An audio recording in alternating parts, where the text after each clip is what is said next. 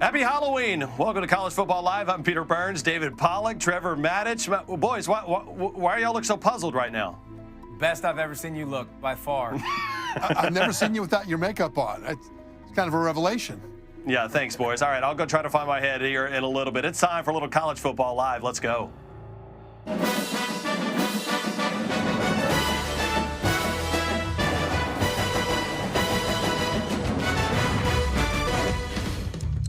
The first college football playoff rankings are here. Bama and Clemson continue to be the constants. It's kind of Alabama and then the rest of y'all. I think Alabama's in a position to run the table, and if they do, then Michigan will control its own destiny. If you're an Irish fan and you're sitting there going, this sucks, how are we not, we're undefeated, it doesn't matter. All you got to do is win. What if Alabama does the unthinkable, or LSU does the unthinkable and beats Alabama? Absolute chaos. That's the beauty of this process. You have 13 diverse opinions. All right, so now let's take a look at this week's college football playoff rankings. All right, boys and girls, I found my head, and here's the top 10, right? You know what? Everybody wants to talk about a little chaos, a little confusion. So let's start right here. Trevor Matich, when you look at the top 4, were there any surprises for you? Only that Notre Dame is 4 and LSU is number 3. I thought that LSU this summer would be a team that could compete for an SEC West championship. But, boy, to get that high, that's a bit surprising. I thought Notre Dame right now is a more complete team, and they should be at 3, but this will take care of itself in just a few days when LSU plays Alabama. See, that's a key point. It'll take care of itself. So I'll tell you this, Trev. I don't think if Notre Dame played LSU's schedule, I don't think they'd be undefeated. So I see where the committee goes with this. I like when they use subjectivity because guess what? It's going to be a part of the process. You got to be able to look in the end at certain teams and say they're better than them. I mean, what LSU has done at their point right now to only have 1 loss, I don't think there's very many teams, maybe one in Alabama, that would be in the exact same spot if they had the exact same schedule. I totally agree. I mean, what they've done is astonishing. I think Notre Dame is better on both sides of the ball than I expected them to be. They've got great pass rushers on defense. They've got a good secondary. They've got a quarterback that's distributing well. And when you put all that together, I think you've got a very complete Irish team. It's no joke that they're at number 4. All right, so they're sitting there at number 4, Trevor, but when you look at Notre Dame, assuming that they can run the table, I think we all agree they'll probably be in the college football playoff, but can they afford 1 loss? I don't think so. And the reason is that there are 8 Power 5 teams, in the top 8, every Power 5 conference has at least 1 team. There's a lot of competition right now for the top 4. And so if Notre Dame is undefeated, I think they're definitely in. But, Davey, I think if they lose 1 game, there's so much competition knocking at the door, I wouldn't be confident if I were them. I wouldn't be confident either. But, I think Notre Dame fans are going to go, hold up a minute, Trev. Wait a minute. We did beat Michigan. So I think it's important to understand who that next team is that they're fighting with. If it's Michigan, I think there's a good chance Notre Dame would still be in the college football playoff. Obviously, the only way to guarantee it is to run the table. Their schedule looked a lot better preseason than it does now. We're still giving Notre Dame credit. They still deserve credit. But look at USC way down, Stanford way down. The Michigan win obviously is big, but the schedule just isn't as daunting as we thought it would be when the season started. You know what? If Michigan and Notre Dame finish with 1 loss, I will go nuts if the committee elevates Michigan above Notre Dame. Yeah, they played in the first game of the season. I get that. Yeah. But they played. Now, you can worship at the altar of the almighty spreadsheet and find reasons to say that head-to-head game isn't the most important factor in how to rank them. But to me as a player, I want to hear what you think about this, David. To me as a player, head-to-head is the most important thing that all other things have to overcome. No doubt. Head-to-head has to matter. Now, what the argument is going to be is the teams aren't the same from the beginning of the year to the end of the year. And here's what I'll say, too. I went back and watched that tape just for fun the other day, Trev. If Brandon Wimbush didn't play in that game, I don't think Notre Dame would have won. I mean, his feet were magical in that game. He made some great plays down the field, but his running ability really is what's kind of ran the clock out in the second half of the first half. He was just absolutely dynamic. Dexter Williams obviously didn't play, which is a huge, feather in the cap for Notre Dame. He's an elite running back now, starting to show how good he is. But, yeah, I think head-to-head has to matter. Otherwise, why do we play the games? I mean, that has to come into play. Guys, now I just want to see chaos so Trevor loses his head like I did at the beginning of the show, and just that would be fine, right? All right, don't forget to vote for which team you think will be the Dr. Pepper One Final Team using the hashtag OneFinalTeam. All right, ExxonMobil Unexpected Energy has us looking over at Washington State, the team that comes in at number 8. Cougars ranked 10th by the committee, but ESPN's Power Football Index has them down at 22. Now, they were actually 8 when it came into the college football playoff rankings. So, all right, so sitting at where they stand right now, is that the biggest spot that they're going to be at, Pollock, is sitting there that high? I don't see a scenario unless what Trev was talking about, chaos ensues. I mean, listen, Washington State's best win, obviously, is a Utah, who's a really good football team, by the way. They're coming on. I think with Huntley now, and then you have Moss playing the way he is and the physicalness of their team, I think they're a really good football team. But Washington State, I mean, the Oregon win is just, it's not as good as it was, especially as banged up as Oregon was. You look at the Apple Cup at the end of the year, is supposed to be a big shot of adrenaline that Washington, one of the best teams in the Pac-12, they got 3 losses now. Then they would be a 4-loss team. So I think it's going to be really, really tough. I think Washington State, more than anybody, needs so much help from a lot of people losing multiple games. I think Alabama would have to lose multiple games. I think Clemson would have to lose multiple games to get Washington State in the 4. Davey, I actually have hope because they did put Washington State at number 8 in their initial ranking, even though Washington State has one of the weakest non-conference schedules in the country, because it looks like this committee might be saying with that ranking that they aren't just looking at the resume, the body of work, the strength of schedule, the strength of record, and all those things that Brad Edwards understands a lot better than I do. They're looking at the tape. And the Washington State team, especially on offense, especially with Gardner Minshew at quarterback, looks like a really tough team to beat. Yep. And so it looks like by putting them at number 8, they're saying, yeah, we're not crazy about the resume, except that Utah win. But we love aspects of this team on tape. And I really hope that's what the committee is saying here, because that would be a breath of fresh air. Guys, anything that gets us a little bit closer to having Mike Leach take the podium of the college football playoffs, I think I'm all for, right? Maybe he might actually take a pirate ship into that game. All right, how about this? They are out of the top 8, but out of the top 6, which team, Pollock, I'll start with you, do you think has the best shot of making the Final Four? This is easy for me, and I've been banging the drum for a couple weeks now. It's Boomer Sooner, man. They're circling the wagons. Trev, I like what I've seen from their defense. And what I see is more 4 down front. I think it fits the personality of the team better. I think they're more successful, more youth now inserted in the lineup, playing more guys. We know Lincoln Riley's the best in the business at calling plays. We know Kyler Murray's a freak show. I think now we're starting to see that we can depend on their defense a little bit more. I'm not saying they're going to set the world on fire, but a little bit more. And if that's the case, OU can beat everybody in the Big 12 and be in the Final Four. Davey, I think the change in defensive coordinator to Ruffin McNeil after the Texas game gives Oklahoma kind of a secret weapon in the committee room, because now the committee has an opportunity to look at the Sooners through completely new eyes, before McNeil, after McNeil. And if they see this defense really elevate, then they might say, okay, yeah, they gave up 48 in a loss to Texas, but it's a new coordinator, it's a new style, it's really a new defense, and how are they playing late in the season? And I'll tell you, the offense we expect to be one of the best in the country all through the season, but if the defense elevates, then all of a sudden the committee can look at them and say, we want to say that they're playing well now, and we're more likely to lessen the impact of losing that game to Texas. I think there's that opportunity because of the change. Hey, don't forget about West Virginia sitting there at 13. If they can get by Texas, and they could possibly face Oklahoma back-to-back weeks if they play in the Big 12 championship game. Don't forget about the fighting Will Greers coming out of the pack. All right, breaking news that we saw all this week. Everybody's been talking about it, and that was more reaction out of College Park today as students were outraged at the decision to reinstate DJ Durkin, and they plan to protest, according to student body president Jonathan Allen. Maryland Governor Larry Hogan and Representative Elijah Cummings both tweeted their dissatisfaction with the decision. Trevor, I mean, this thing continues to roll on. DJ Durkin was asked not to do his weekly radio show. There was a report of a player walking out of the meeting. What did you make of Maryland's decision to stick with DJ Durkin? They stuck with radioactivity. I think the program is effectively suspended until DJ Durkin is no longer there. And the thing is, they gave him, the university and the commission that investigated this, a get-out-of-jail-free card, because they issued a report that said that he bears some responsibility for not managing his subordinates well enough, but not enough to get fired. He could then have taken that and said on the same day, but I choose to resign voluntarily, because I love this university and it can't move on with me as the coach.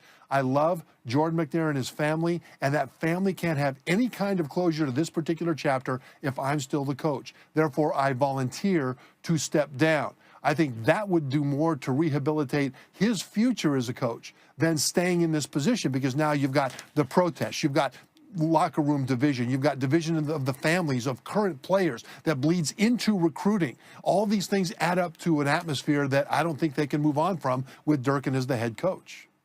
And that's the biggest thing. Now the players have a voice, and you have talked about player walking out. Now the students have a voice. There is no way this can continue. It's not. How do you go into other people's living room? You know about negative recruiting. Like, think about the negative recruiting that will happen against Maryland. I just think this situation is going, at some point, it's going to need a new face. And DJ Durkin is going to be held responsible because it happened on his watch. This program won't move forward with DJ Durkin as the guy. Not if players continue to walk out, don't have trust with the players, you don't have credibility with the fans and everybody and all the recruits that are coming up. It's not sustainable. It's something will change. And now with state politicians involved and a new president coming up next summer, I don't think that he'll stick around anyway.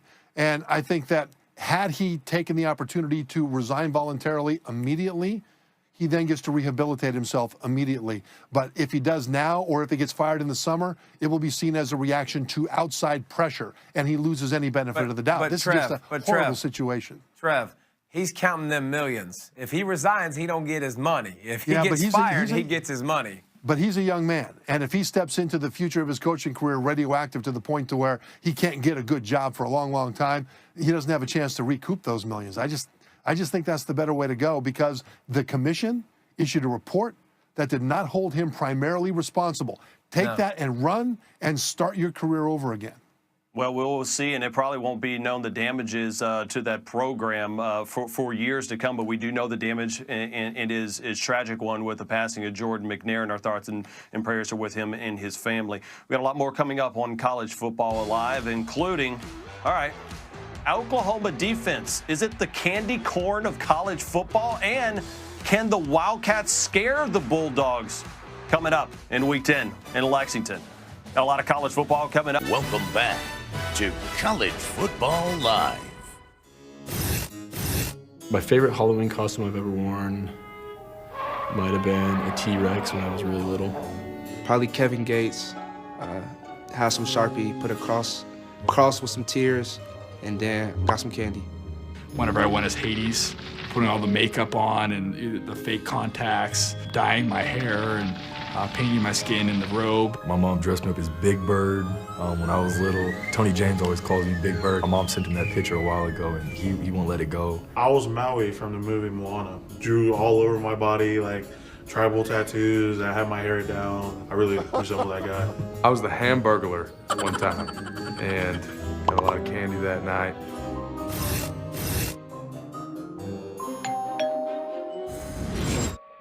Well, you're going to have a bunch of those, right? You're going to hear the doorbell ring. It is trick or treat. Before I get into some of these questions, Pollock, there's a rumor going around here. Is it true you don't eat candy at all? Never, ever. Next subject. Nobody cares about me not eating candy. Don't eat candy and ice cream and that stuff. That's an absolute trick. All right, trick or treat, and I'll start with you, Trevor Maddich. Oklahoma's defense is now fixed with Ruffin McNeil as the defensive coordinator. Trick or treat? Treat! Just not super fixed. It's a work in progress, but the beginning of the fix is there. I think now they're on the way up. So, Trev, can you give me a sweet that's kind of good but not really good? Like I'll give you Brussels sprouts with carob on it. How about that? I mean, I think right now I'm going to go with treat. But here's when I'll learn everything I need to know. They play Texas Tech this weekend. Cliff Kingsbury will expose this defense if they're not any better, and I think they're going to make a lot of plays. So we'll find out for sure, but I'm with you. I'm a treat right now. All right, 27 points to TCU, only 14 points to K-State, but that is not a very scary offense. All right, trick or treat, David Pollock. There it is, the doorbell. Made sure you come by.